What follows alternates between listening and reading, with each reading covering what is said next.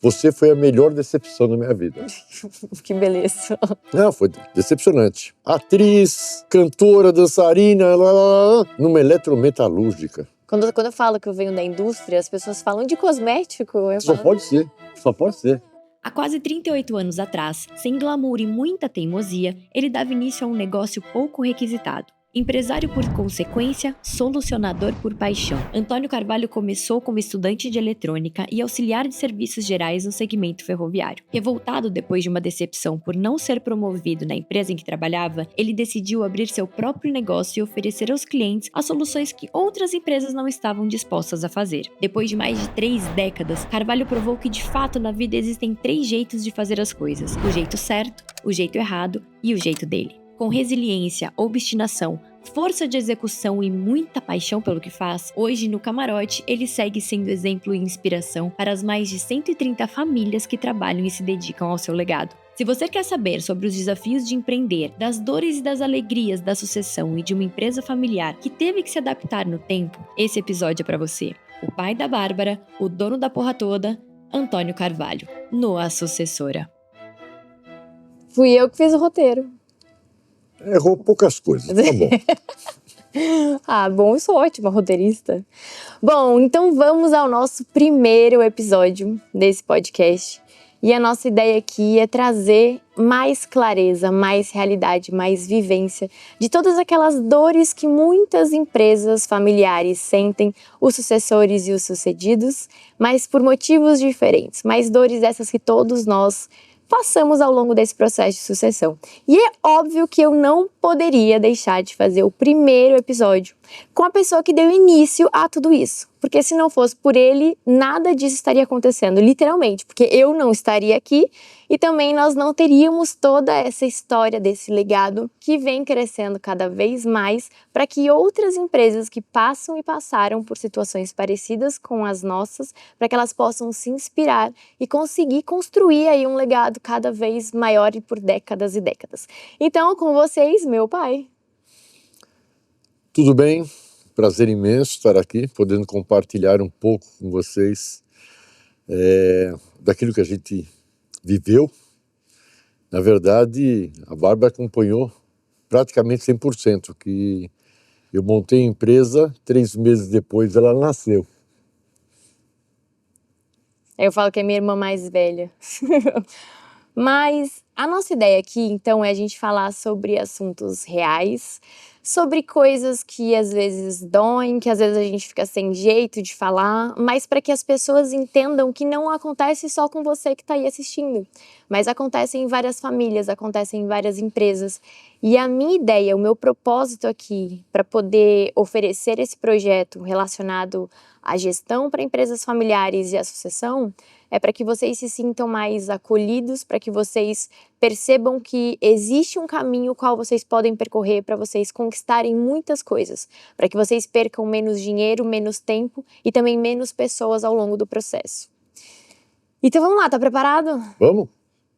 Então vamos. Então, aqui no nosso podcast a gente vai ter, como é o primeiro, eu vou fazer essa apresentação. A gente vai ter 4 quadros. O primeiro quadro vai ser como nossos pais. A ideia aqui é justamente trazer pais e filhos para que eles possam falar sobre os 2 lados da moeda. Como é para um sucessor, quais são as suas dores e os seus desafios, mas como é para um sucedido também. Porque a gente sabe que deixar o medo e dar esse passo diferente daquilo que você fez ao longo da sua vida inteira também é difícil. E a gente quer aqui justamente dar essa oportunidade para ouvir os 2 lados. A gente vai ter um quadro também relacionado às mulheres, para que a gente entenda um pouco mais sobre essas dificuldades da gestão feminina, quais são esses desafios, como é você conciliar a maternidade com as suas tarefas de casa, com as suas atividades como executiva, como empreendedora, que são desafios muito diferentes e a gente vai falar muito sobre isso. O nosso terceiro quadro vai ser um quadro com os especialistas. Então, eu vou trazer grandes pessoas aqui, né, que têm experiências com empresas familiares ou que trabalham, são especialistas em algumas áreas que contribuem para a formação, seja de gestão, seja de postura ou seja de desenvolvimento emocional, que são coisas que eu falo muito, para desenvolver bons sucessores, para que eles consigam sustentar esse legado.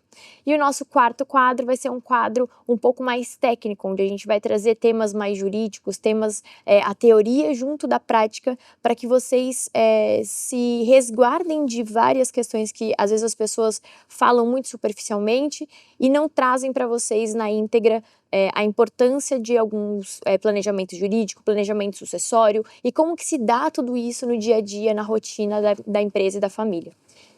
Então vamos começar aqui. Eu queria saber, antes do CNPJ, você havia um sonho.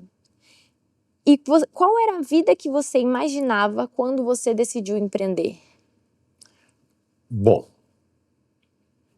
a questão sonho. A questão sonho começou com o seu avô, Arthur, que ele já era um empreendedor.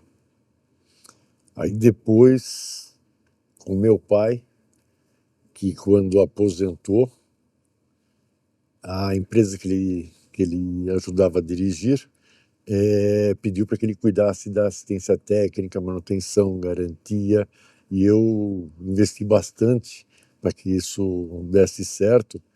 E já é uma empresa que tem 40 anos, né? Que meu irmão toca, graças a Deus, e muito bem.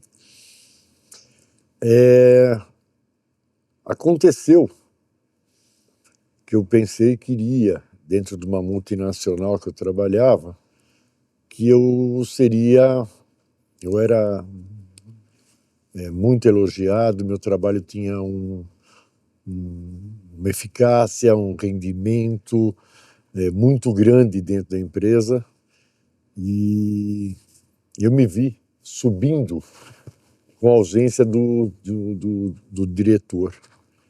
Eu trabalhava na área comercial. E não, iam trazer alguém de fora do Brasil para cuidar. Isso me deixou, acho que foi a minha primeira grande frustração. Profissional, né? Profissionalmente falando, foi minha primeira grande frustração. E aí o que acontece? Tanto no mercado que eu atuava, eu era muito conhecido, muito querido, e vou abrir um espacinho para falar uma coisa. Antes, quando eu ia nas empresas, que eram poucas, né? Você tinha Metrô São Paulo, Metrô Rio, estava começando alguma coisa lá em Recife, estava implantando, Salvador, Fortaleza, tinha a FEPASA, tinha a rede ferroviária. E no começo, quando eu entrava nas empresas, olha, eu ia falar com alguém na empresa, tem um menino aqui de tal empresa. Aí foi passando um tempo, o Carvalho de tal empresa está aí. Foi indo, até que chegou o dia que a empresa não abria mais as portas, era o meu nome. O Carvalho está aí. Esse é o primeiro ponto para você sentir a sua ascensão profissional, que o mercado te reconhece. E aí o que acaba acontecendo? Eu sempre tentei, como eu vivia muito os problemas das empresas, tanto as empresas fabricantes de produtos no mercado, como aquelas que operavam, né? O que acabou acontecendo? Eles tinham muitos problemas. A gente tem que lembrar que, se voltarmos 50 anos atrás, quase tudo que existia na ferrovia era importado. Haviam 3 empresas no Brasil que se propunham a fazer trens, que era a Mafersa, que eu trabalhei lá durante 5 anos, um aprendizado fantástico. Havia a Cobrasma, também muito boa, da família Vidigal, e a Santa Matilde no Rio de Janeiro, que não era tão boa assim, mas se esforçava muito e conseguiu bons contratos. Aí o que acaba acontecendo? Todas as 3 empresas dependiam muito de sistema de tração importado, sistema de frenagem importado, sistemas operacionais, portas, janelas, luminárias, alguns outros sistemas internos, tal, tudo importado. Não tinha ninguém que fabricava nada no Brasil. Quando eu falo de ninguém, gente, banco, vinha de fora. Tudo vinha de fora. Então essas empresas montavam, na verdade eram grandes montadoras. E aí o que acaba acontecendo? Eu acho que fui um dos primeiros a tentar, muitíssimo obrigado, a tentar nacionalizar. E eu fiquei muito marcado no mercado como o cara que trazia soluções, o cara que buscava alternativas para não dependência do mercado internacional, que era caro, demorava muito, e a reclamação constante. Poxa, você só quer 50 janelas? Você só quer 4 portas? Você só quer não sei o que, não sei o que lá? Só essa pecinha, só isso, só aquilo? Então o que acaba acontecendo? Era demorado, era muito caro, e eu me propus a começar a desenvolver tudo isso.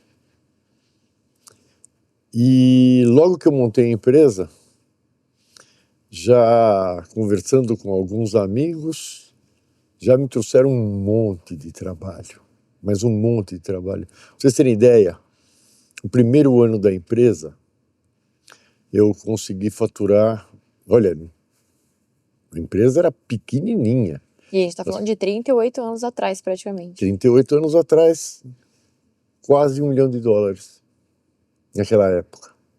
Tanto, e eu não foi muito mais, porque eu não tinha estrutura. Lembrando que eu comecei a empresa, eu pedi a conta na empresa que eu trabalhava. Foi uma briga que eles não queriam que eu saísse. E eu não tinha uma chave de fenda. Não tinha um alicate. Eu tinha eu. Aí comecei a chamar alguns amigos para me ajudar, até para ser sócios, e não foi bem aquilo que eles queriam, né? Eles não estavam afim de sofrer, o sonho era meu, quem deu o nome para a empresa fui eu, quem fez tudo fui eu, não era deles. E aí começamos a trabalhar, a desenvolver, até que apareceu um amigo, um engenheiro que eu já não me recordo nem o nome dele mais, e falou que um dos maiores problemas que eles tinham, não sabia como resolver, era janela de trem. Pô, uma janela de trem é problema? Ele falou assim, é problema sério. Aí começou a mostrar os problemas que eles já tinham tentado com várias empresas, o desenvolvimento, a nacionalização. Eu falei, pera, dá uma janela para mim, você tem desenho de algumas coisas, não sei o que, tal.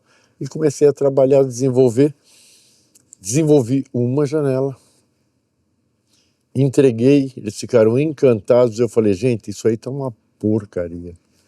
Por quê? A janela era bipartida, ela tinha uma parte em cima e uma parte maior embaixo, tinha uma barra, e os usuários, alguns moleques, né? Eu até sempre brinco, quando tinha jogo de futebol e o time do cara perdia, tal, ele queria vandalizar o trem, ele se pendurava no pega-mão e batia com os 2 pés nessa barra central e entortava a janela e a janela caía para o lado de fora. E eu comecei a trabalhar justamente nos problemas e conseguimos fazer uma janela num módulo único e reforçando cada vez mais. E conseguimos.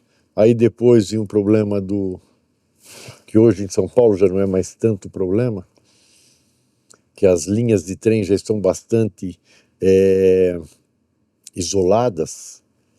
O pessoal dava muita pedrada nos trens e as janelas eram de vidro, batia a pedra na janela, jogava pequenos trilhaços, algumas pessoas ficaram com marcas no rosto, outras feriram o olho, coisas terríveis, né? E dependendo do lugar, até tiro. Indo lá para Brás Cubas, até tiro Tinha uns caras que cheiravam maconha, sei lá o que faziam lá, e ficavam dando tiro no trem. Gente chegou a morrer dentro de trem por ter tomado um tiro. Eu acho que tem, aproveitando o gancho que você falou, tem algumas coisas que eu vejo muito hoje em dia, que é assim, então, né, porque tem muitas pessoas que não são de empresas familiares, não são sucessores, mas eu tenho empreendedores que às vezes buscam, e muitas pessoas me mandam mensagem perguntando, né? Falar, o que eu quero começar do zero, o que eu faço? Ou comecei alguma coisa, não tenho capital.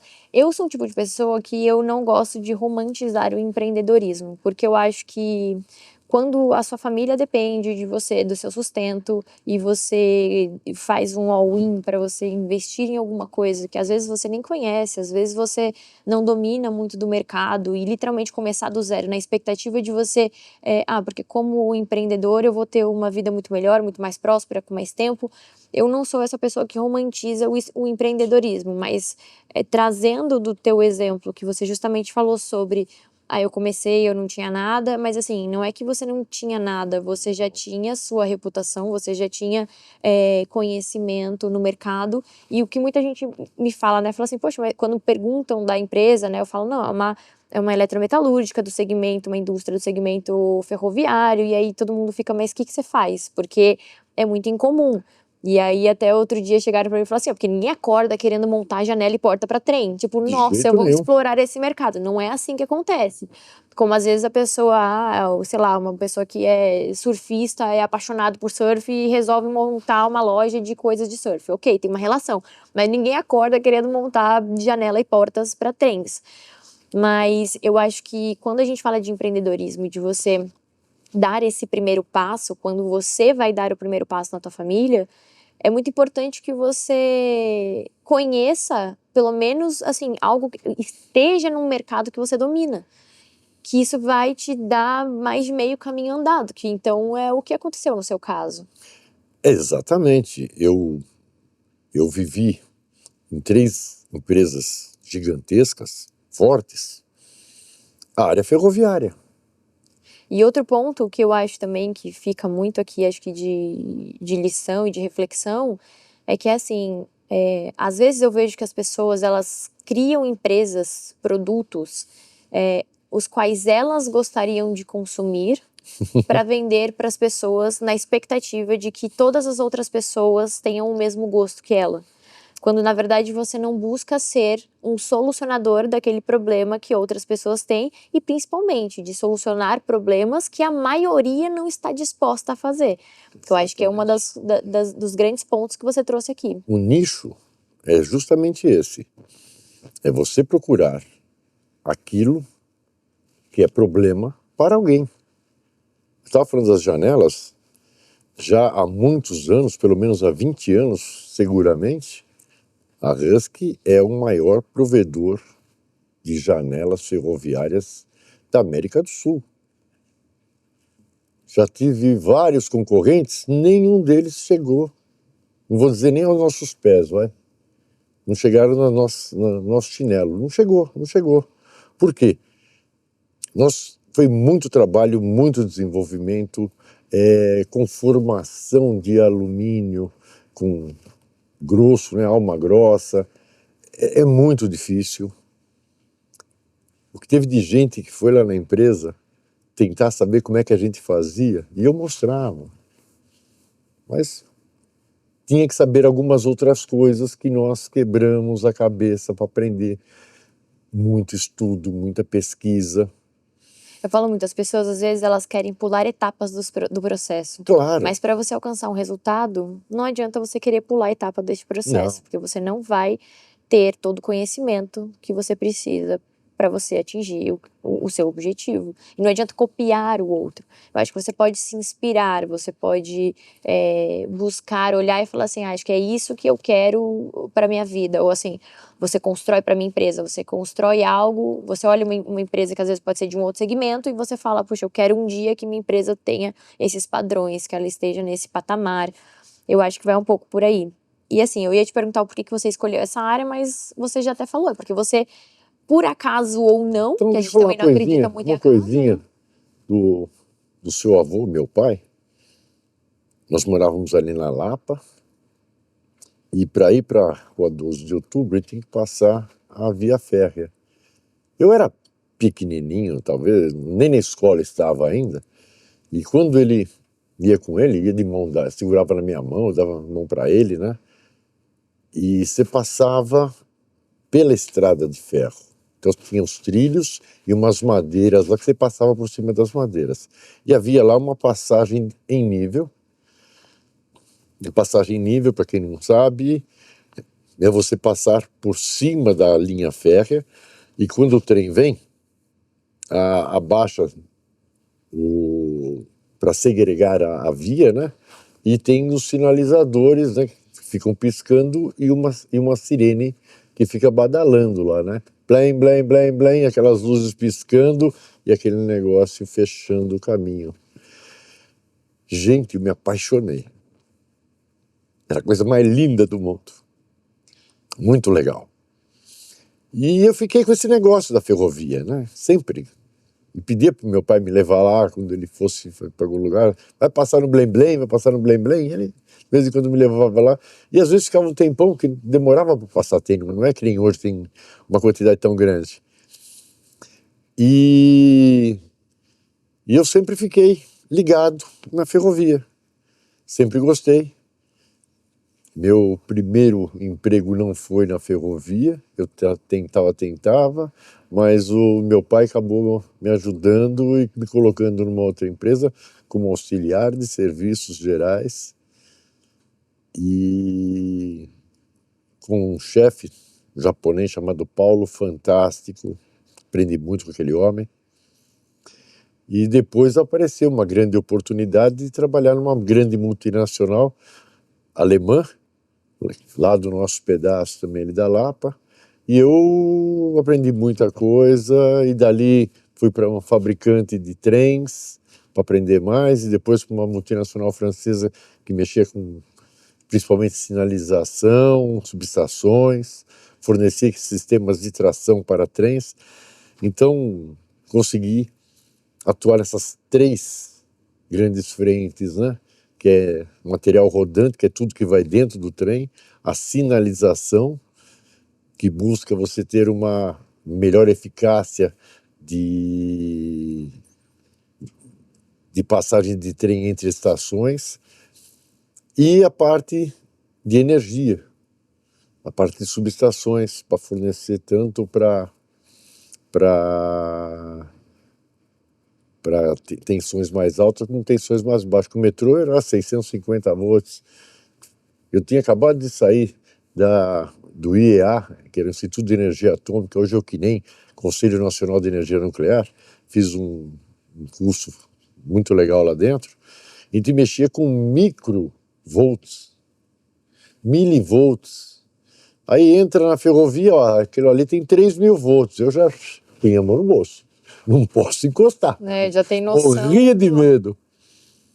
Então era legal. Mas é isso, é também você estar num caminho e persistir neste caminho, que é onde você vai adquirindo a maior parte do conhecimento, porque senão você tem um conhecimento muito amplo de tudo e não aprofundado de nada e também acaba não desenvolvendo e desempenhando o que você pode. E o que você queria construir de verdade quando você decidiu abrir as portas da Husky? Bom, a primeira coisa é que eu nunca corri atrás de dinheiro. Tipo, poxa, eu vou fazer negócios para ficar milionário, ficar rico. Não. Eu queria participar das coisas. Pensar, realizar, estudar, projetar. Isso para mim era muito importante. Porque eu tinha que pôr para fora todo o conhecimento, toda uma energia maluca de querer fazer de tudo, né? Dentro desses 3 segmentos aí, de material rodante, sinalização e a parte de energia. E a ideia foi bem essa, de saber que os meus clientes acreditavam, saber que todos eles, quando tinham problemas sérios, coisas inovadoras, nos chamavam sempre, nós estávamos sempre presentes, participando, E nesse ponto foi fantástico. No passar dos anos é que a gente começou a ver que precisava de recursos para poder fazer mais, crescer mais, contratar mais gente. E na ferrovia nós temos um problema sério. Você não tem profissionais ferroviários. Volte 40 anos atrás, era uma raridade. E então você precisava formar essas pessoas para trabalhar com você. E isso leva tempo.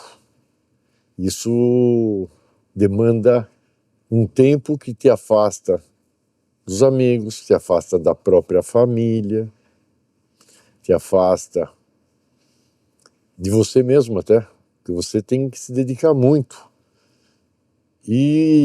Mas é gratificante, é fantástico quando você começar a perceber que as coisas estão indo, estão fluindo e você passa a ser muito reconhecido no mercado, inicialmente do estado de São Paulo, depois das grandes ferrovias do Brasil e hoje em dia bastante fora do Brasil, somos muito reconhecidos. É ser obstinado pelo resultado, e no caso o resultado, ele não é um resultado financeiro. Não. Mas é um resultado de reconhecimento, é um resultado do orgulho da entrega, do que participa, do que faz, é do processo, né? É o resultado do processo que você fez. O dinheiro, ele é uma consequência, que também é importante, diga-se de passagem, que também precisa olhar, porque acho que um dos grandes pontos, e aí o que vai levar a gente agora para outra série de perguntas aqui, é porque uma das coisas que eu às vezes percebo muito é que a pessoa quando empreende, ela empreende por uma paixão, como no seu caso, em solucionar os problemas relacionados à ferrovia.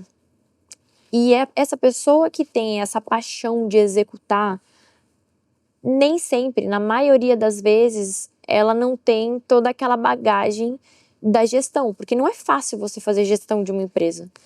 Principalmente quando a empresa é pequena, é você com pouca gente, você vai administrando. Quando a empresa vai crescendo, vai tomando outras proporções, você vai precisando de mais gente, vai ter que aprender a liderar, a desenvolver pessoas, a pegar projetos, a lidar com problemas, ainda mais quando a gente fala da ferrovia, que é um mercado que depende de investimento do governo, às vezes você está ligado diretamente ali a alguns projetos com o governo, enfim, uma série de coisas. Mas eu vejo que, de modo geral, as pessoas elas são muito apaixonadas por o que elas fazem, e aí, consequentemente, a gestão ela fica em segundo plano, né? E aí, quando às vezes acontece da empresa ela viver um auge, e às vezes você também, assim, acho que uma empresa com quase 4 décadas, como é o caso da Husky, já passou por inúmeros períodos, né, de crises no país, de altos e baixos com relação ao próprio mercado mesmo, né, ferroviário, que ele é sazonal. Mas a gente fica muito voltado naquela questão de você viver o auge e você ter a ilusão ali do controle. Então, diante disso, eu queria entender em que momento que você acreditou que tudo estava sob controle, mas você sentiu que não estava. Eu acho que nunca esteve sob controle. Nunca esteve. Por quê? Não tinha tempo para parar. Não dava tempo para parar, porque eu corria da parte comercial, eu fazia as minhas propostas. Hoje, falar algumas coisas para você vai falar, pai, isso é impossível. Você tem um celular, você tem um computador, você tem tudo hoje. Você tem internet. Eu não tinha nada, tudo era feito na caneta, em papelzinhos. Controle de estoque, era tudo na mão. Proposta, você tinha que datilografar.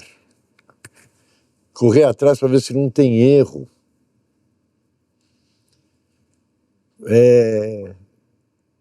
Tudo era muito mais difícil, muito, muito mais difícil. E você não tinha tempo para ter extremos controles. Trabalhar hoje em dia, gente, é uma facilidade incrível. É só você ter boa vontade e um bom celular, você toca uma empresa. E na minha época não tinha nada disso. Em 1988, eu comprei, logo que montei a empresa, comprei 2 computadores Microtech. Eu nem lembro mais era o 286. Era não sei o que lá, 286. Gente, hoje, qualquer reloginho vagabundo tem muito mais de tudo do que esse computador que eu estou falando, que depois veio o 386, 486. E eu não sabia usar. Eu comprei aquilo que eu não sabia usar. E fomos devagarzinho aprendendo a fazer planilhas, a datilografar as propostas, e a gente começou a ganhar um pouco mais de tempo. Então, desde o começo, eu sempre busquei tecnologia, busquei inovação, mesmo com muita dificuldade, que não era fácil, era tudo muito, muito caro. Mas controles mesmo, só depois que nós conseguimos montar a empresa já em Araras, que começamos a criar focos de controle sobre cada uma das coisas. Mesmo assim, muitas das coisas a gente controlava e nem sabia exatamente se estava ou não estava certo. Então era, como eu falei, outros tempos. Hoje não, hoje é muito mais fácil, você tem ferramentas de tudo quanto é tipo. O que te falta às vezes, o que é? Um bom orientador, um bom mentor, alguém que te mostre como não só usar, mas interpretar os resultados dessas ferramentas, que é o mais importante de tudo. O que eu acho que eu vejo hoje é que é assim, né? São períodos distintos, os cenários distintos, né? E hoje é muito mais fácil você ter acesso à informação e na Sim. qualidade, na precisão e da maneira qual essa informação é exposta. Então a gente tem dashboards, a gente tem uma série de coisas, como você falou, a gente abre no celular, se eu abrir no celular aqui, eu vejo todos os BIs da empresa, eu sei quanto a gente está de produtividade do turno, eu sei Sim. quanto a gente está de meta batida, quanto a gente está com relação ao nosso fluxo de caixa, do que foi pago, do que tem a pagar, tudo na tela do telefone.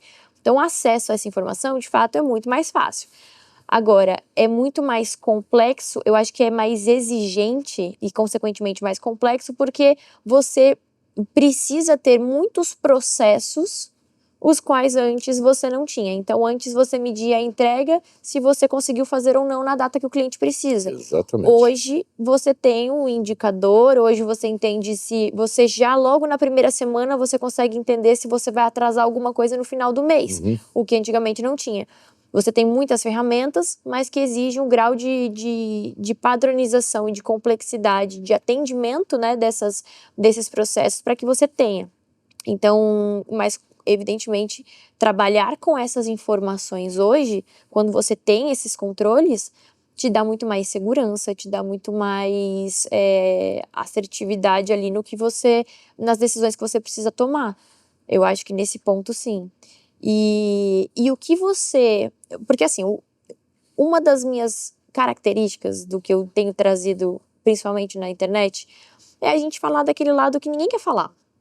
Porque o lado bom da pessoa que ficou milionária, da pessoa que vendeu a empresa dela, montou a empresa na garagem e vendeu a empresa por 1 milhão, aqueles tiros que é 1 a cada 1 bilhão de pessoas aí. Os unicórnios. Exato. É muito fácil, muito inspirador, né? Entre aspas, porque eu acho que na verdade não inspira, porque o que inspira, no meu ponto de vista, é a realidade, é você falar do processo real. Dos tombos que você levou, das dores desse processo, para que a pessoa se prepare para isso. Isso é você inspirar alguém a se preparar pelo processo. E não você dizer que para essa pessoa que ela vai ter que ficar tentando 1000 vezes acertar um raio de uma empresa, né, de uma startup, de um unicórnio, para ela parar de trabalhar aos 35 anos. Mas enfim, então eu trago muito para cá essa questão da realidade dentro do processo das empresas. Então, ao longo do tempo que você ficou ali à frente da empresa, da gestão, o que você não via ou o que você não queria ver? A qualidade do cliente. Isso é uma coisa interessante que hoje a gente vê bastante.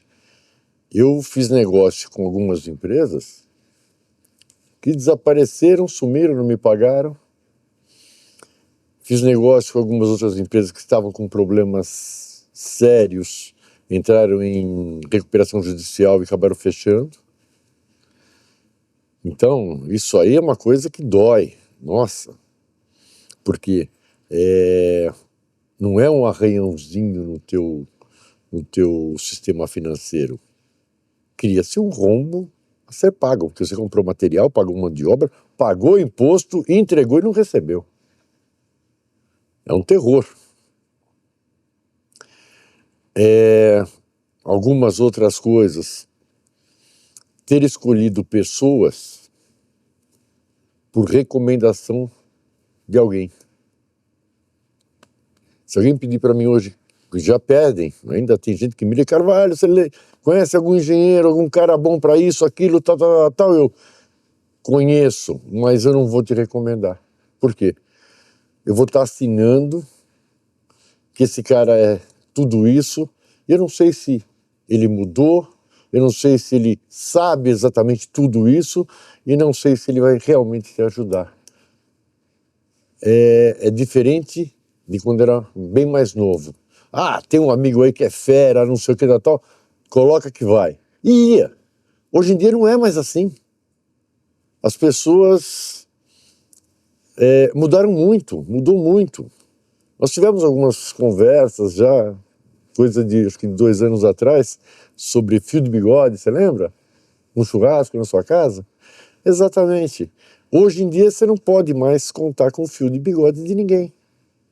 Capaz de ter gente que não sabe nem o que é isso. Capaz de você não saber o que é isso. É você dar a mão para uma pessoa, fechou um negócio, sem assinar contrato, sem ter ordem de compra, sem nada. Só entre você e ele. Aquilo que foi dito, foi feito, vai ser cumprido. É a palavra, É a né? palavra. É a palavra. Mas, enfim, e de fato tem, eu acho que essa é uma das coisas que eu mais prezo e eu falo muito por aí.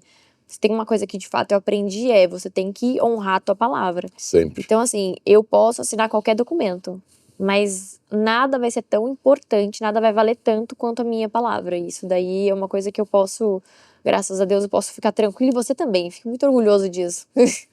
Não, eu perco dinheiro, choro na cama, vou passar raiva, mas eu vou cumprir exatamente tudo aquilo que eu acertei, tudo aquilo que eu falei. A gente não cresce na vida, a gente não é reconhecido só pelo que você fala, mas principalmente pelas atitudes. Sabe, tem muita gente que fala, depois, eu me enganei, não era bem assim, olha, sabe, teve um problema. Eu nunca disse, quando eu falei vai ser feito, vai ser cumprido. E vou cumprir, vou assegurar que seja cumprido e entregue o melhor possível. Não só de mim, como de toda a equipe. Acho que as pessoas se preocupam muito com reputação, mas a reputação não é aquilo que você começa contando a sua história. Mas o que sustenta a tua reputação são as suas atitudes, porque Sim. são as histórias referentes às suas atitudes que as pessoas vão falar por aí. E aí sim, você vai construir a tua reputação. Exatamente. É o que os outros vão falar por aí a seu respeito, mas com base nas suas atitudes e não com base no que você fala. As palavras o vento leva, né? As ações edificam. E agora vamos para um outro tema, que a sucessão não saiu como planejado. Nunca. Saiu muito melhor, diga-se de passagem. Tem história, aí tem história, gente. Mas antes de eu chegar, você tinha outros Mais um planos. cafezinho, gente? Então, antes de eu chegar, você tinha outros planos. Sim. Até porque tem muita responsabilidade minha nisso, porque eu falo que a cadeira ali de CEO hoje da Husky não era uma cadeira que eu almejei na minha vida, muito pelo contrário. Era algo que eu sempre desejei estar afastada e longe dela. Mas que hoje eu faço com todo amor e paixão que eu tenho.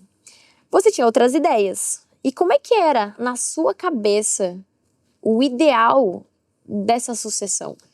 Primeiro vou falar uma coisa que eu já, entre linhas, já falei para você algumas vezes, mas eu acho que você nunca ouviu. você foi a melhor decepção da minha vida. Que beleza. Não, foi decepcionante.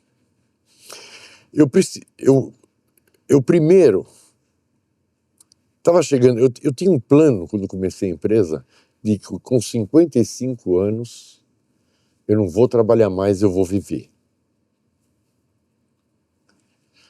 Vou fazer 68 daqui Cheguei tarde, né? 16 dias, né? Cheguei uns 10 anos atrasada. E aí o que acaba acontecendo? E ainda trabalho. O que acaba acontecendo é mais ou menos o seguinte, eu achava, primeiro, é machista. Eu não sou machista, muito pelo contrário. Mas era mais fácil o meu filho assumir a empresa. Por que o meu filho assumir a empresa? Porque ele já estava lá comigo, ficou lá comigo alguns anos, muito obrigado.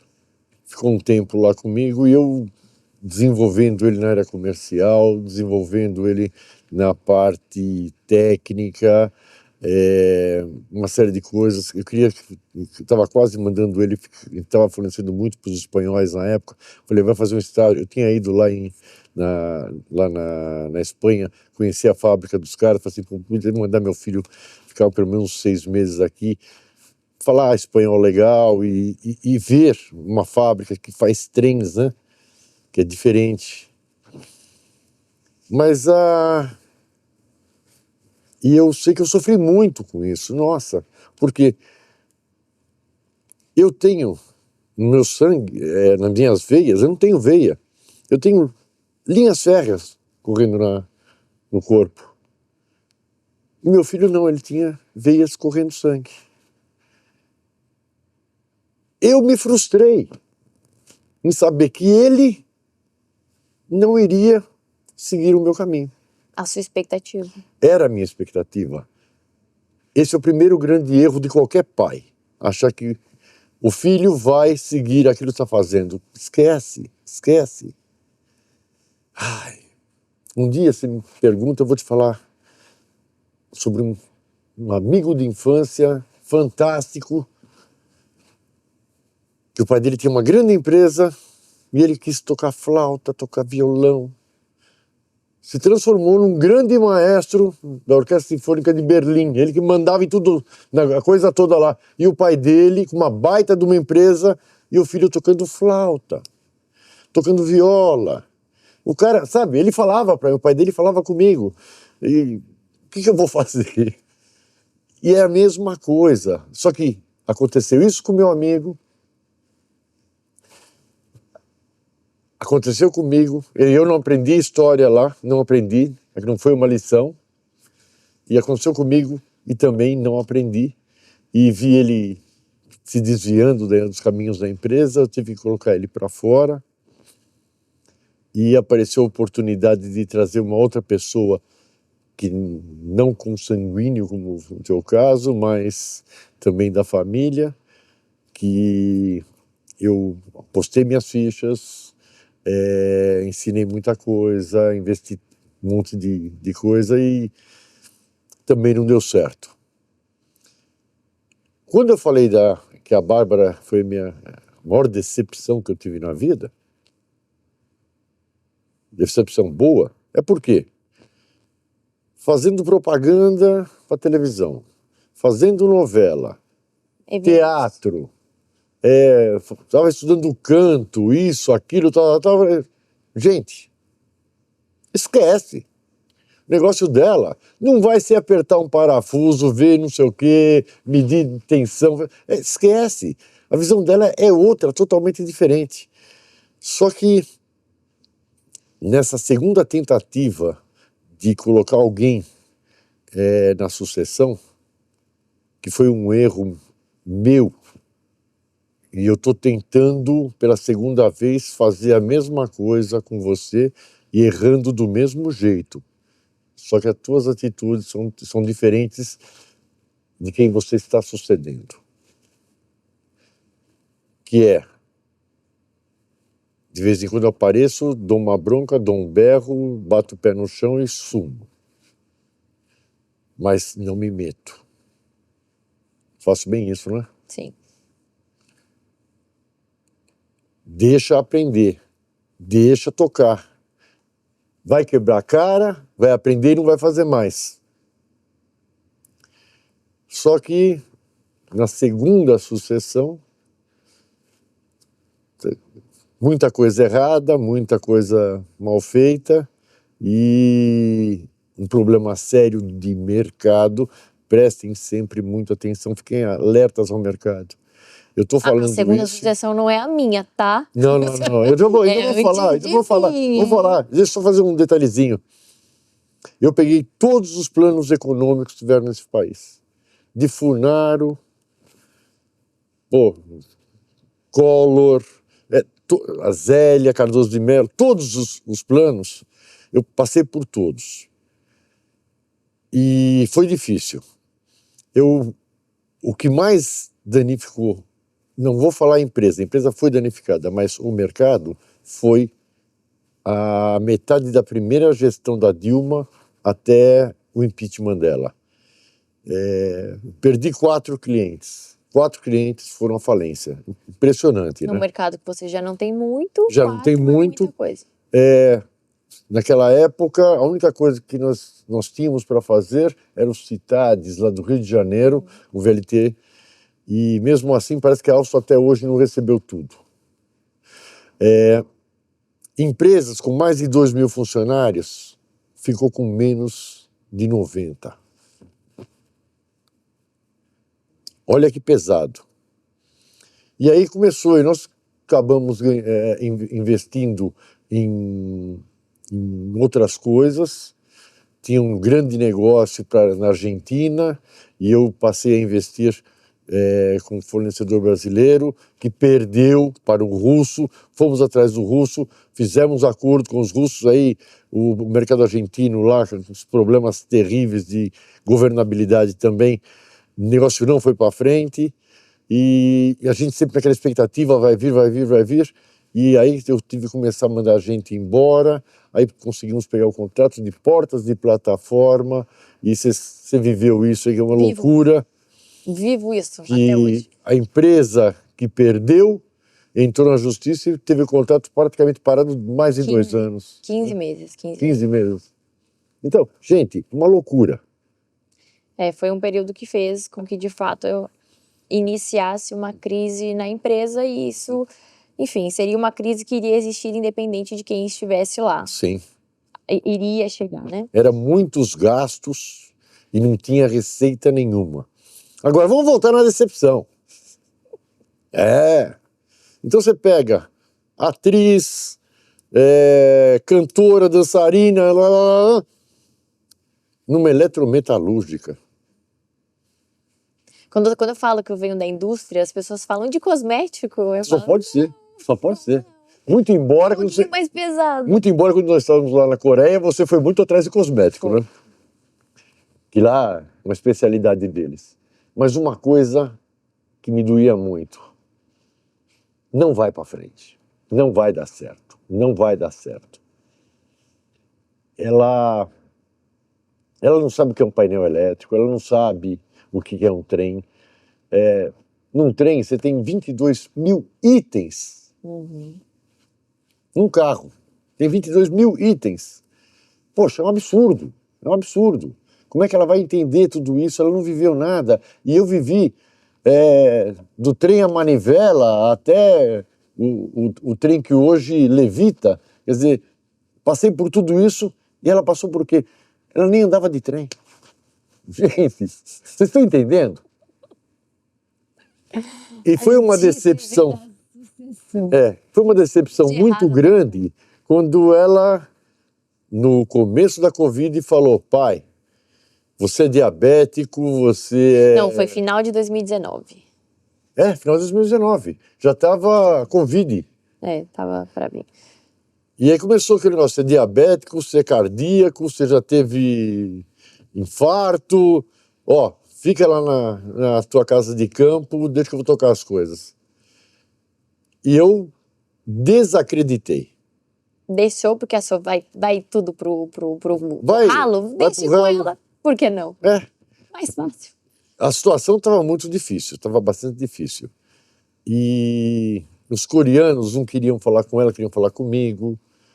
Outros clientes também, brasileiros, não só Sim, coreanos. os clientes brasileiros, ó, tem um problema, não sei o que, tal, resolve. Eu ia lá para a fábrica, resolvia, não sei o quê? Apagar incêndio, apagar incêndio.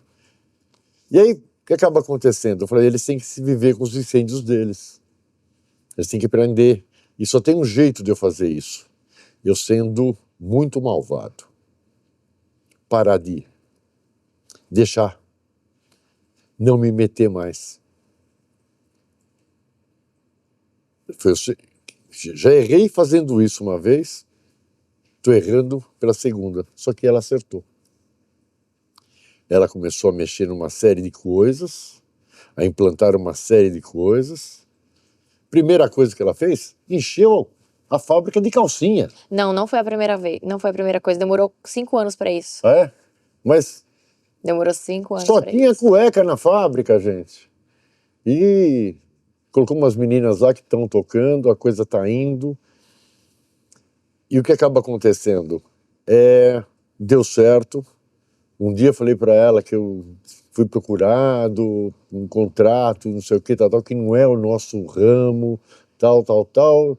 Ela, pai, vai atrás, pega. Eu fui, peguei e está tocando hoje. É praticamente, acho que 70%, 60% do nosso faturamento. É um pouquinho abaixo de 40. Tá vendo? Ele não sabe, gente. Tá vendo? Assim, um pouquinho abaixo de 50.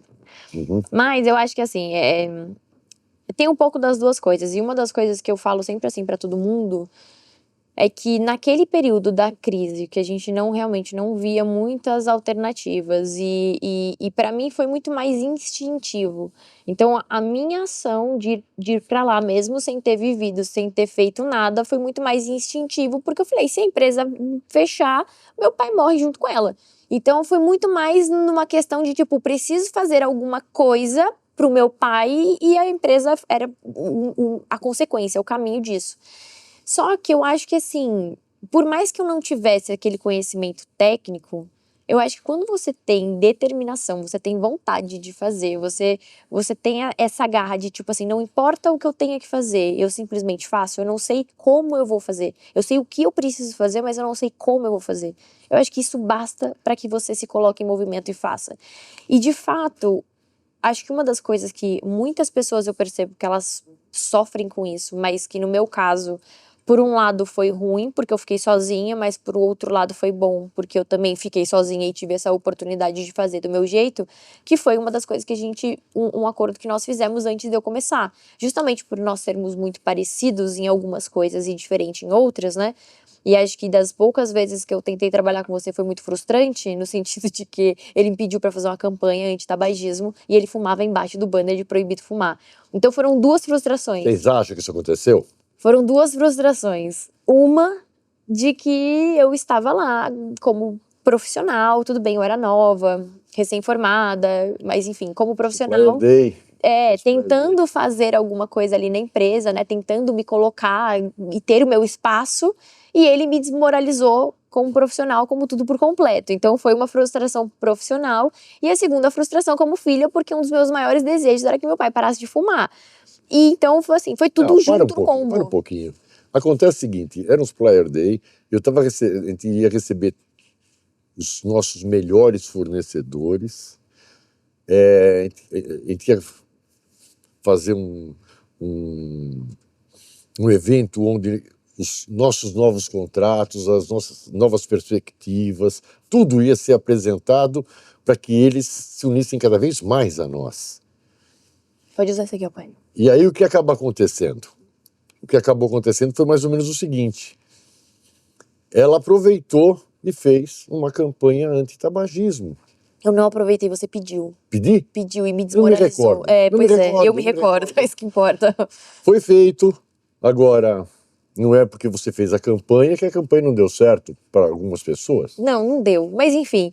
E aí, quando a gente começou nesse processo da sessão, eu falei pra ele, ok, mas eu quero carta branca pra eu fazer o que eu quiser. Então, o que eu fizer de certo, mérito meu, o que eu fizer de errado, responsabilidade minha. Sim. né? O ônus e o bônus. E essa foi uma das coisas que você, de fato, você nunca descumpriu com a tua palavra. Você sempre, a partir daquele momento que você me deu carta branca pra fazer tudo, por mais puto que você ficasse sobre as coisas que eu estivesse fazendo, que ao seu ver era de errado, e às vezes era de errado, às vezes não era só de errado ao teu ver. Às vezes era de errado mesmo.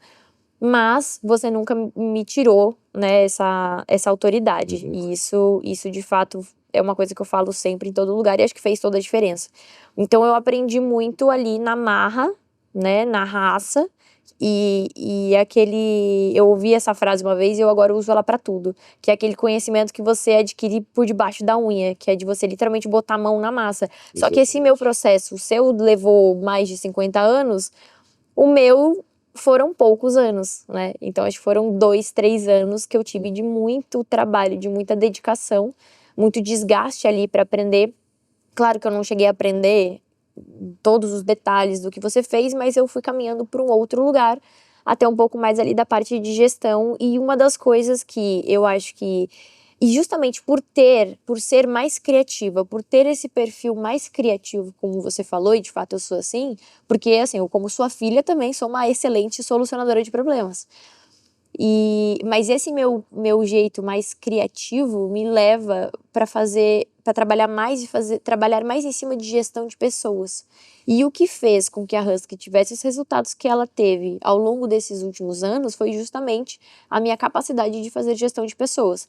Não que você não tivesse, muito pelo contrário, você tem ali do seu jeito e desenvolveu, mas acho que você é tão apaixonado pelo projeto, pela execução, pela entrega, pelo produto, né? O que eu não tenho, eu tenho pelo processo como um todo, por ver a empresa cheia de gente, por ver as pessoas se desenvolvendo, cada um sendo responsável pelo teu quadrado. Então, hoje, o fato de eu entrar na empresa e de eu ser também relativamente desnecessária, porque eles resolvem tudo, a maior parte, acho que 80% eles resolvem por conta própria. Não preciso interferir mais. Eu acho que essa é a minha satisfação. Então, esse orgulho, né, do que você fala, o que eu quis quando eu abri a porta da empresa? Eu queria ser uma pessoa reconhecida por solucionar os problemas, por entregar aquilo para o meu cliente e tudo mais. No meu caso, esse reconhecimento. No meu caso, eu consegui olhar para as pessoas e ver o quanto elas estão se desenvolvendo profissionalmente como pessoas, porque a gente não divide, né? A pessoa, ela não é profissional e pessoal, ela é uma pessoa só. É que, na verdade, nós somos de gerações diferentes. Áreas diferentes. Então, não, questão de geração. Hoje existe, até por causa das ferramentas todas que existem no mercado, no setor empreenditivo, de você poder trabalhar com controles e uma série de coisas. Na minha época, a minha formação era outra. Você tenta ficar o mais longe e cobrar eficiência, resultados, ver pessoas para dar um upgrade nela, ou uma formaçãozinha, ou ter mais algumas informações, ou aumentar mais a responsabilidade. No meu tempo, era o contrário. Eu tinha que estar presente. Tudo, não é que eu fazia tudo, mas eu tinha que saber de tudo que estava acontecendo. Hoje, você consegue saber tudo, a qualquer hora, você pega o teu computador... Sim, é diferente, muito diferente. No meu tempo, você tinha que correr atrás de tudo. Então, era totalmente diferente e, graças a Deus, essa evolução tecnológica trouxe tudo isso de bom e você está indo por um caminho certo. Algumas coisas eu ainda tenho minhas divergências, mas eu prefiro nem mais abrir a boca, nem mais falar nada, deixa o aprendizado com você mesma. E uma das coisas que eu acho assim que é importante para quem é sucedido também, né, quem é dono da empresa e está nesse processo ou está se preparando para esse processo de sucessão. Eu acho que muitos ainda que o filho esteja trabalhando na empresa, ainda que a minha sucessão foi uma sucessão não planejada, mas algumas pessoas planejam a sucessão e ainda assim elas se frustram por uma série de razões. Sim. Então, assim, a pergunta que eu queria que você a pergunta que eu queria que você respondesse para poder trazer um pouco mais de clareza aí para essas pessoas. Como que foi ou como é você lidar com essa frustração de que o plano original da sucessão que você queria não se concretizou? Não é uma frustração. Não é uma frustração. Não por minha causa, tô Não, não. dizendo da expectativa mesmo. Não. A expectativa... Porque eu sei que eu superei as suas expectativas. Sim, sim. E venho esperando e gostaria muito que continuasse. O problema todo está no seguinte. Você pode conversar com os mais antigos lá na empresa, que eu tenho funcionários lá com mais de 20 anos que trabalham com a gente. Mais são de 25 anos. 25 anos de trabalho lá. Eu, quando erro, eu abaixo a cabeça e peço desculpas na frente de todo mundo. Quando eu acerto, eu faço festinha, mas quando eu erro, eu peço desculpas. Tento corrigir meus erros e aprender alguma coisa com isso. Quando eu errei a primeira vez, foi uma frustração? Não. Por quê? Não foi uma coisa do de repente. Eu via que não estava no sangue dele ser industrial, cuidar de uma empresa, sabe? Não está nele. Então, não adianta você pegar uma pessoa que não tem as pernas, olha, vai ser um grande bailarino. Ele não tinha as pernas, eu queria que ele fizesse o balé. Uhum. Tem outras qualidades e tenho certeza que nas outras qualidades vai se dar muito bem na vida. E eu não via em você também essas qualidades. Porque você andava em outro lugar. Você vivia num mundo que não era meu mundo. E sabia que é um mundo difícil e que, principalmente, a cobrança é muito grande, né? Essa parte que você estava aí, televisão, filme, é terrível. Tanto é que eu não quis nem seguir. E aí o que acaba acontecendo? Então não foi uma decepção a partir do momento que você começa a perceber no dia a dia que não vai dar certo. Tudo aquilo que eu fiz, eu só perdi tempo, dinheiro, mas não vou me decepcionar, porque ele não vai conseguir tocar. É que assim, lidar com a frustração não é fácil, porque a frustração está relacionada à sua expectativa. Sim, né? sim. Então, assim, esse processo de amadurecimento para você, de você ter idealizado algo, e isso eu tô falando em outros sentidos, porque às vezes, por exemplo, quando eu assumi, ninguém sabia se ia dar certo, nem eu, não fazia a menor ideia, né? E assim, você já disse o que você sentiu quando eu assumi. E muito provavelmente, você já falou, né, como o que você pensou naquele momento. Deixa eu buscar o que você falou, a questão de decepção. Foi na segunda tentativa. Por quê? A gente via a pessoa abraçando mais parte técnica. Estava mais alinhado com a sua expectativa. Exatamente. Começou a me mostrar que poderia chegar lá. Então, eu me empolguei um pouco para depois ter uma decepção gigantesca. E o que acontece? Quando você entrou, foi a melhor das coisas. Eu já não criei mais expectativa. Sabia que você iria conseguir sair daquele buraco. Eu só não sabia quanto tempo levaria. Porque, afinal das contas, o que essa menina já fez de tranqueira na vida, vocês não fazem ideia. Começar por pegar gato na rua, levar para casa, pai, olha que Você tá achou que ia ser dona de bichinho. ONG, Quer ser, sabe, olha.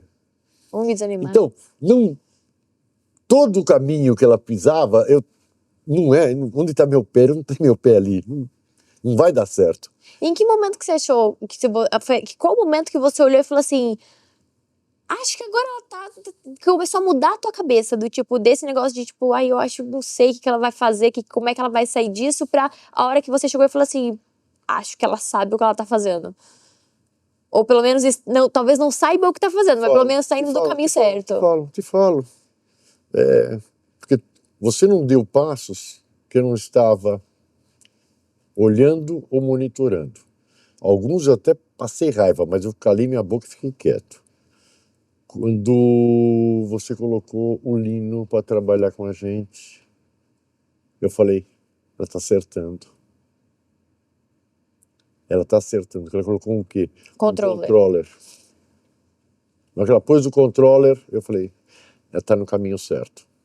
Agora ela vai ter um pouco mais de tempo para pensar, que você não tinha tempo para pensar. Não, porque eu só ficava no financeiro, olhando caixa, enfim, era só isso o tempo inteiro, porque a gente não tinha dinheiro pra... Absolutamente nada. Eu não podia olhar pro lado. Nada. E o que acabou acontecendo? Quando ela colocou o controller, e eu me dei muito bem com ele, Sim. dei todo o apoio, ajudei, eu ia para lá até mais vezes que você ia no mês, sentava, conversava, levava para passear na fábrica, mostrava cada uma das coisas, fazia o cara se inteirar. Por quê? O menino era bom, faltava um pouco de visão. Maturidade. Maturidade, ele colocou a palavra certa. E ele fez alguns erros que, sabe, por falta de experiência. Mas aquilo que ele parava para conversar, a gente chegava na boa. Aquilo que ele começou a andar sozinho, começou a tropeçar. Uma pena, um bom menino. Mas e assim... Mas a atitude de colocar um controller, Sim. que eu falei, agora ela acertou e agora vai virar, a coisa vai dar certo. E deu. E pra quem não sabe, isso foi depois de 3 anos e pouco. Foi. Ou seja, durante 3 anos ele achou que ia dar errado. Pra depois ele achar que tava no caminho Eu certo. nunca achei que ia dar errado. Mas eu ficava vendo e não conseguia enxergar, não só em você, mas no mercado como um todo. Até que começou a aparecer o primeiro contrato, linha 8 e 9, né? Antes disso, estava sem serviço, estava complicado. E esse mercado alternativo que nós entramos aí estava complicado também.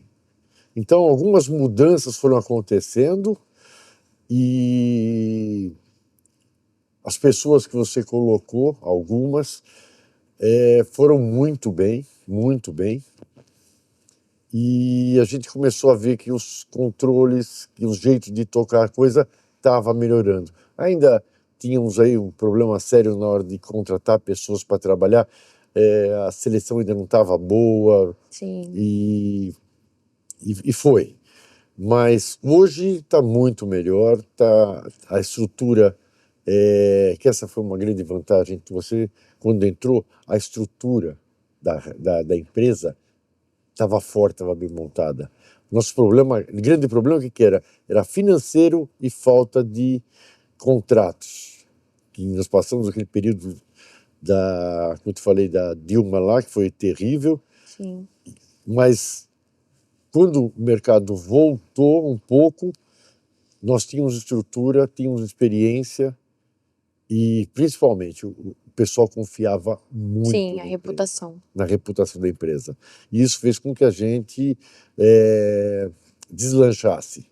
E, nesse ponto, você tem grandes méritos na mobilidade das equipes. Sim. Foi muito bom. E assim, quando eu entrei, a casa era tua. Aí, de repente, eu comecei a mudar todos os móveis. E você já me falou mais ou menos o que você sentiu com relação a isso. Ah, sim. Mas, assim, qual foi, assim, que você se lembra a decisão mais... uma decisão que eu tomei que tenha sido a decisão mais difícil de você ver acontecer? eu acho que não teve nenhuma decisão sua. Talvez. Busca aí na memória que teve. Eu tenho, tem sim. Alguns pontos de radicalização com os nossos parceiros coreanos. Isso aí eu vi que você cortava os canais de comunicação, né? E os coreanos iam em cima de mim e eu acabei fazendo o quê? Uma ponte entre ela e o pessoal da Coreia. Eu falei assim, pô, eles têm que conversar, tem que voltar. Mas o coreano também é muito difícil, ela é bastante difícil, juntou difícil com difícil, cria essa dificuldade. Que horror. Que horror, que absurdo. Mas teve assim teve alguma mudança? Teve uma que eu lembro, mas eu vou deixar você falar até para ver se é a mesma ou não. Teve alguma mudança que te doeu, mas que você sabia que era necessária?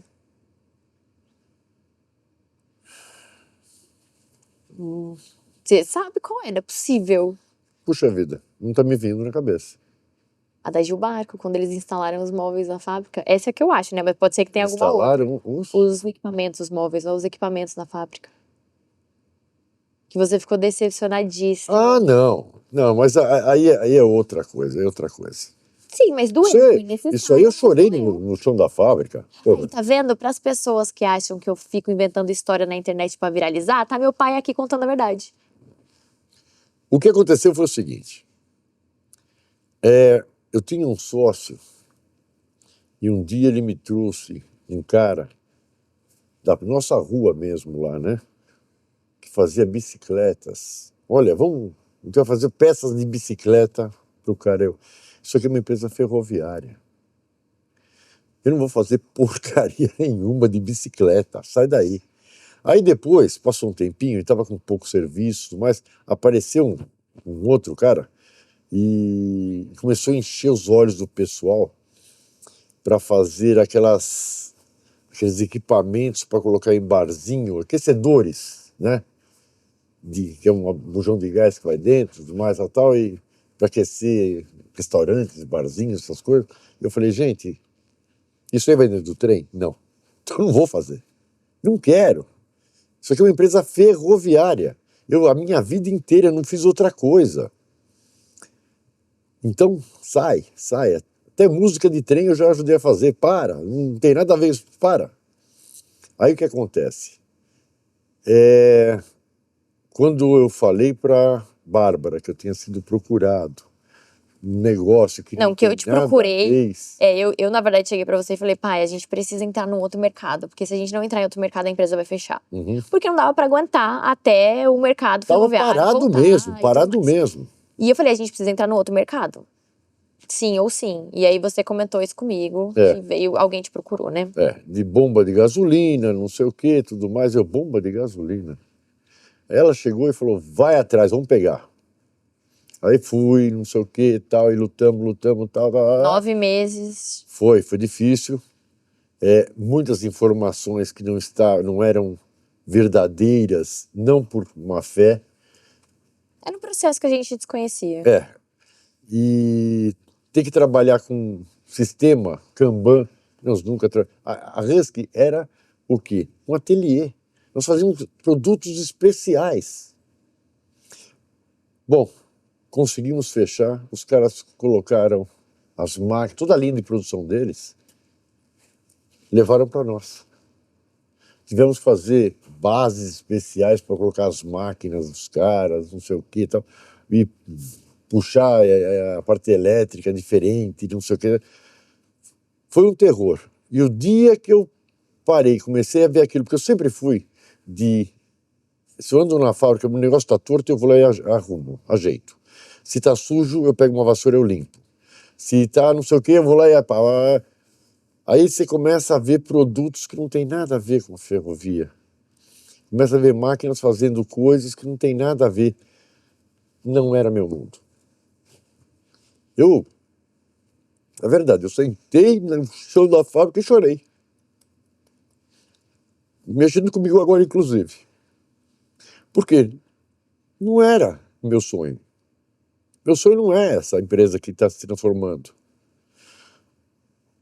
Levou o quê? Acho que um ano e meio praticamente, até que acertou tudo, você colocou o controller, a coisa foi, começou a andar, não sei o que e tal.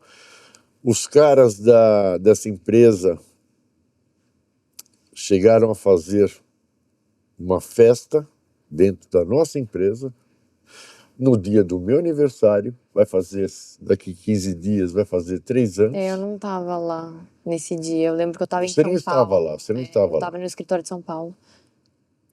Fazer Fazendo uma reunião com um coreano. fazendo com os coreanos.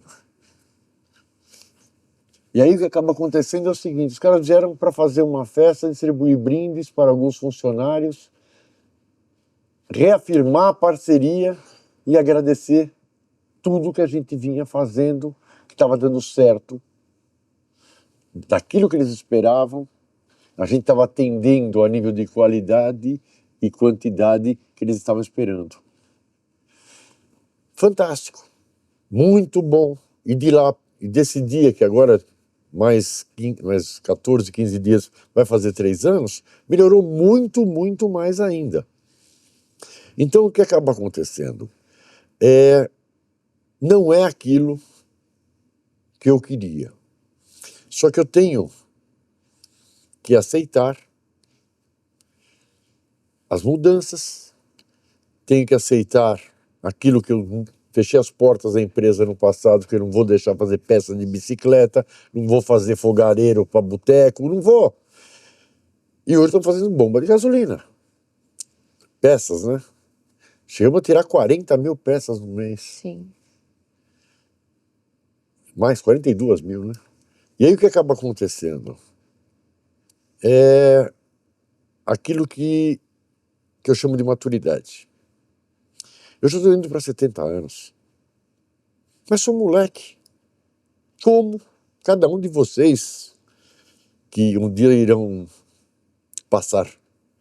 sucederem a empresa de vocês, o negócio de vocês, a gente continua sendo um menino. O corpo ficou velho, as coisas não são mais assim, a gente se machuca mais, mas a mente continua a 1000 por hora. E nessa brincadeira de continuar a 1000 por hora, a gente tem que aceitar que no período em que nós fizemos tudo o que nós fizemos, foi ótimo, fantástico. Os tempos mudaram, a sucessão está aí, sucessores estão tocando, estão enxergando um mercado que a gente não enxergava. Hoje um homem de 60 anos sabe do que quando eu falo controle de estoque, como é que era feito na unha. As planilhas de venda, fazer uma proposta, ficar datilografando horas e horas e horas. Hoje você recebe uma informação do outro lado do mundo em segundos. Você não precisa mais do teletipo, não sei o quê, sabe que demorava. Gente, não é que a gente não se adaptou, não é nada disso. É que dentro de nós ainda tem aquilo que nós começamos. E a gente não é que não aceitamos aquilo que está se transformando. A gente tem que entender aquilo que nós vivemos foi grande, foi ótimo. Eu tenho orgulho, muito orgulho de tudo que eu fiz. Tem sistemas, equipamentos, que os primeiros feitos no Brasil, foi a Husky que fez. Primeira passagem de nível 100% nacional, fomos nós que fizemos. Primeiro retificador de tração, eu estava lá com os franceses ainda, nós que fizemos. Fizemos tanta coisa, tanta coisa. Então isso me dá um orgulho muito grande. Eu agora tenho que entender e aceitar novos tempos e bater palma e dar todo o apoio possível para quem está te sucedendo, como é o teu caso. Parabéns. Que bom, obrigada. Mas pegando esse ensejo todo aí que você tá falando, por que ninguém fala disso como você falou agora? E eu acho que é isso, muitas pessoas que vão assistir. O problema não é as pessoas falarem. Você só vai entender que você errou quando você vê o erro. Eu não queria que a Husky fosse alguma coisa além de ferrovia. Por quê? Ferroviário sou eu. Ela nem anda de metrô. Eu sou ferroviário. Eu vi coisas, gente, que vocês não fazem ideia. Tinha acidente de trem. Me mandavam lá para ver o acidente, sabe? Que morreu gente lá dentro, está vendo pedaços de pessoas, coisas malucas. Eu vivi isso. Trem parou em tal lugar lá, ninguém sabe o que fazer. Ligavam para mim, 2 horas da manhã saindo para ficar correndo de um lado de uma cabina para outra do trem, com mais alguns amigos, tentando fazer o trem andar. Eu vivi isso. Vivi cada situação que vocês não fazem ideia. Mas, pô, era um negócio meu. Eu não posso cobrar de você que você saiba, entenda ou sinta isso. E que compartilhe um sonho, uma vez. Nada. O sonho foi meu e eu já realizei meu sonho. Para. Eu cheguei já na ponta do precipício. Eu não vou dar mais um passo, porque quem vai se machucar sou eu. Eu já cheguei profissionalmente no meu limite. Hoje eu quero mais fazer um churrasco, de vez em quando fazer uma macarronada que eu estou cada dia me especializando, tomar meus vinhozinhos, contar histórias, conto um monte de histórias que eu vivi muita coisa. Se precisar, estou sempre à disposição. Se não precisar, você sabe onde eu moro, passa lá. Mas dentro disso que você falou, tem várias coisas que eu queria pontuar aqui que eu acho que são muito importantes, que são fundamentais, inclusive.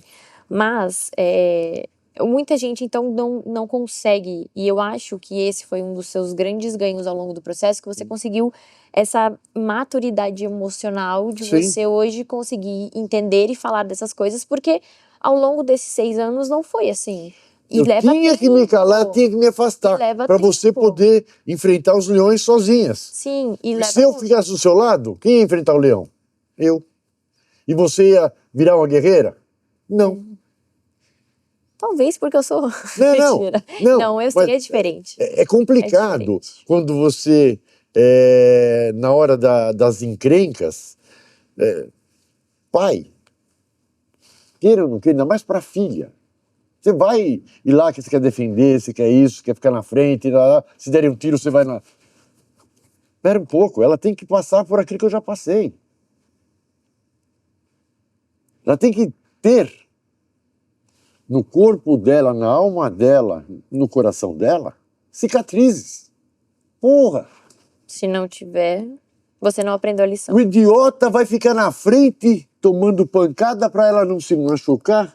Para virar o quê? Uma bobona daqui 10 anos?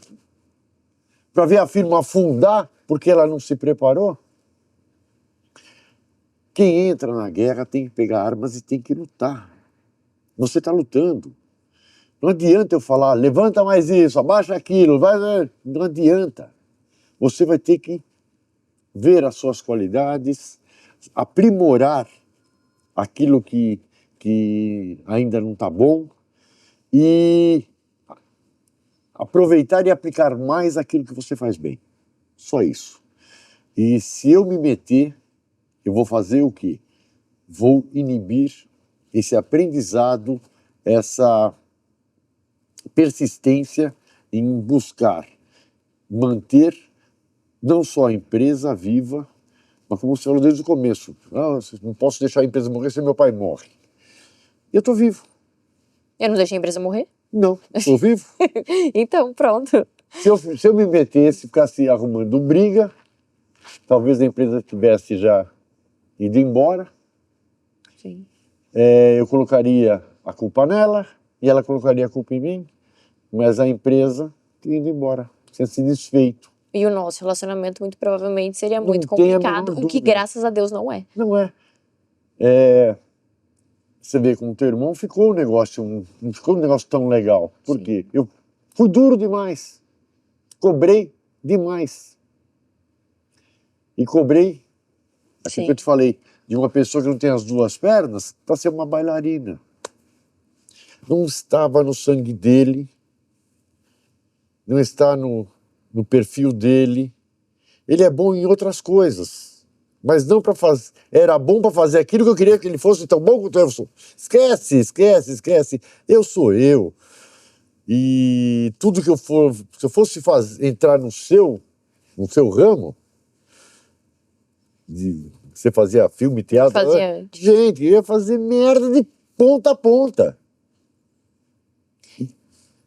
Mas enfim, continua nas suas batalhas, porque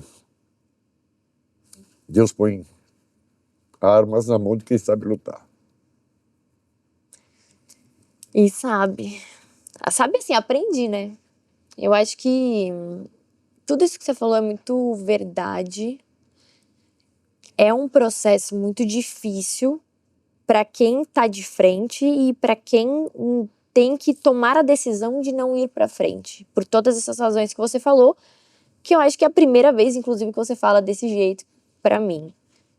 E é diferente, porque às vezes a gente se sente muito sozinho. Literalmente assim, putz, não tive suporte, não tive apoio. Mas tem uma razão também de não ter o apoio. Eu acho que é difícil dos dois lados. Eu acho que eu amadureci, aprendi muito ao longo desse processo. E não me arrependo de ter passado por absolutamente nada, porque se eu não tivesse passado por tudo isso, eu Sim. não seria a pessoa que eu sou hoje. Não teria aprendido tudo que eu aprendi e tampouco poderia me colocar no lugar que eu estou, de poder fazer com que a dor de outras pessoas seja menor, com que o processo de outras pessoas seja mais leve, porque não precisa ser como foi do nosso jeito. Ainda que a gente não teve problemas entre eu e você, a gente não teve problemas, o nosso relacionamento é muito bom.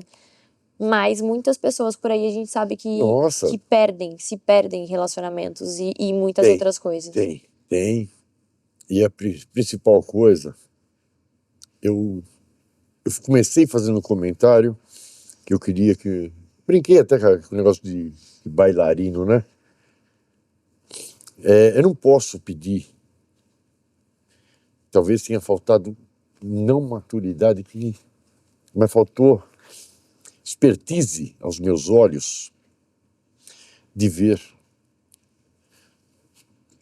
que o primeiro passo de sucessão eu estava colocando expectativa demais para alguém que não tem o perfil e, acima de tudo, não tinha a vontade. Ele estava em outra. Um segundo que eu achei que iria, agora vai dar certo, não sei o quê, tudo mais, e deixei correr, me fez um monte de coisa errada, um monte de besteira. E na hora que veio a terceira sucessão, você terá maturidade suficiente de falar, poxa, primeiro, não tem mais, se você contratar alguém para ser presidente da empresa e toca. Mas eu também não vou ter nenhuma pessoa que tenha visão, vivência, experiência para tocar ferrovia. Porque o cara ia precisar saber parte técnica, comercial, e isso, num cara só, aquilo que Só 50 anos que eu fui de formado, vivência e paixão. Exatamente, e não vai dar certo, não vai ter. Então o que acaba acontecendo? Tivemos alguns perrengues? Tivemos. Mas é quando eu vi que o negócio acendeu uma luz vermelha, depois eu falo o que foi essa luz vermelha, nós tivemos alguns pegas, como você deve lembrar, eu tive que me impor. Caso contrário, deixei que era um aprendizado. Mas é aquilo que eu falei. Você que tem na sua empresa, está na hora de iniciar um processo de sucessão, Primeira coisa que você tem que fazer não é abrir os olhos, não. Coração. História de Você vai estar colocando aquilo que a Bárbara falou bem no comecinho, que a Husky era uma irmã para ela. A irmã mais bonita até. Sim. Que eu dedicava mais horas, mais tempo para a Husky do que para meus filhos, para minha, na época, minha esposa, para minha família, inclusive meus pais, meu irmão. Por quê? Não tem jeito. Você monta uma empresa, cara, é tudo ou nada. Se você não fizer ela crescer, ela vai desaparecer. Se você não enfrentar, que nem eu enfrentei todos os planos econômicos do governo. E olha que estou falando de mais de 10 planos. Cada hora uma coisa diferente. E você sofrendo em todos eles. Problemas econômicos, tá? Poxa, passei por fases terríveis. Como eu falei para vocês, empresários, amigos meus, gente extremamente querida, fechando a empresa. Cara que tinha 400, 500 funcionários. Lá no Nordeste. Pô, é difícil. Então eu falo para vocês uma única coisa. Abram a mente, abre coração, passe o que você puder passar. Ajude no que puder ajudar. Não se meta. Se você se meter, só em caso de extrema urgência. Quando você vê que o teu sucessor não está percebendo, não está enxergando, estão mentindo para ele e você precisa se impor. Caso contrário, deixa, vai ser um aprendizado. Tem que aprender, tem que quebrar a cabeça e tenho certeza que em mais alguns anos você vai estar já vendo coisas e aplicando conhecimentos na ferrovia e em outros mercados. Você vê esse outro mercado que nós entramos agora, os caras ficaram encantados com o quê? Com a aplicação dos nossos conceitos de ferrovia no produto deles. Por isso que deu certo. Os caras ficaram, um ano depois, fizeram uma festa dentro da empresa, agradecendo e querendo, ou seja, aquilo que você criou na empresa, a tradição. As embalagens, eles estão levando soluções nossas para o mundo inteiro. Foi. Tanto que os americanos já vieram para ver e estão comprando equipamento, material nosso e estão levando lá para eles. Parabéns em cima disso também.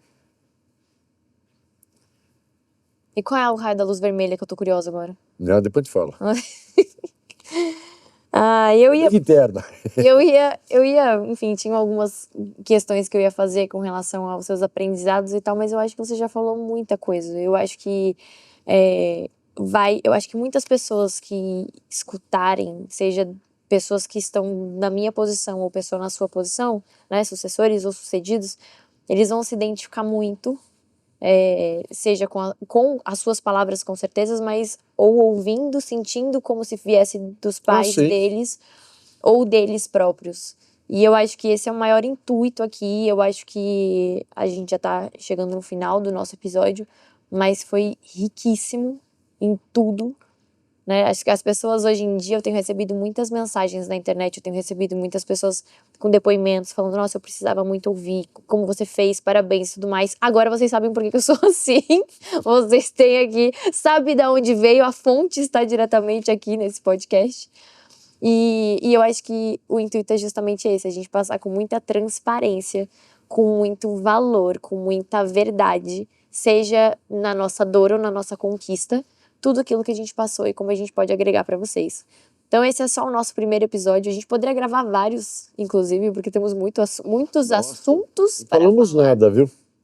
Mas você aí pode deixar aqui nos comentários outras coisas que você gostaria de ouvir, não só de mim, porque de mim vocês vão ter muitas outras oportunidades, porque eu tenho vários episódios para gravar, mas outras coisas que vocês gostariam de ouvir de pessoas na posição do meu pai ou dele próprio, que a gente pode fazer um outro bate-papo em um outro momento e a gente traz novas pautas aqui.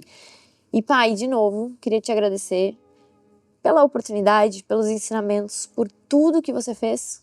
Eu não estaria aqui, nós não estaríamos nesse projeto maravilhoso, né, que é, né, de sucessão, se eu não tivesse, claro que teve um mérito meu de eu ter me aceitado, me jogado, mas nada disso seria possível se você não tivesse permitido, se você não tivesse conduzido do seu jeito e principalmente se você não tivesse feito tudo que você fez. Porque eu acho que eu não teria condição e competência de fazer tudo que você fez. E acho que esse é um dos maiores aprendizados. Então só tenho a agradecer também por tudo isso. E é isso, espero que você tenha gostado dessa experiência. Não, muito bom, muito bom. Só peço para que todos que queriam, tenho certeza que serão muitos que irão assistir esse nosso bate-papo, não vejam essa conversa só uma vez, 2, 3, e tentem, principalmente, entender que quem começou tinha um objetivo, que talvez não seja o seu objetivo, tá?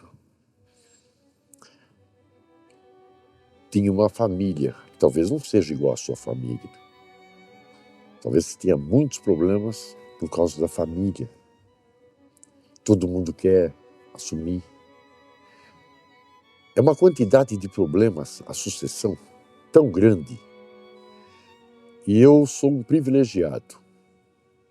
Quando o negócio estava muito feio e eu estava muito abalado com tudo que eu estava vendo, apareceu um anjo. Pai, sai fora, deixa eu tomar pé da coisa. Ela não entrou para resolver, ela entrou para tomar pé. Deixa eu ver o que está acontecendo.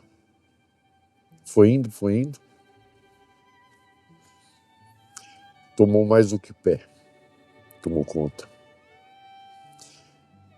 O que me deixa muito orgulhoso. Vendo as coisas acontecerem, não pelo caminho que eu andei, nem com o meu sapato. Ela não sabe onde doeram meus calos esses 30 anos, de 32, 33 anos que eu toquei a empresa. Tenho certeza que vai doer menos para ela daqui para frente. Você não vai ter calos nos pés, nem calos nas mãos. Mas vai ter muita dor de cabeça ainda, muita preocupação. Porque nós mexemos com coisas grandes e coisas grandes são problemas grandes. Coisas menores são problemas menores. Ah, é isso? Não.